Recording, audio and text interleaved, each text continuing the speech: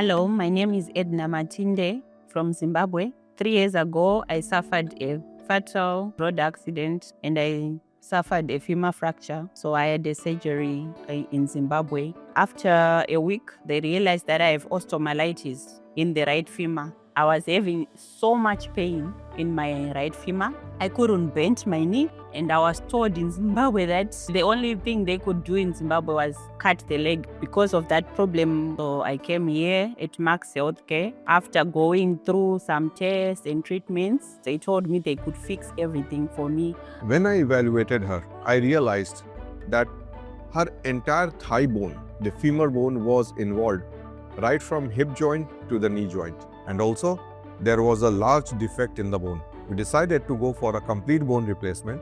This was a complex surgery. First, her infection was controlled.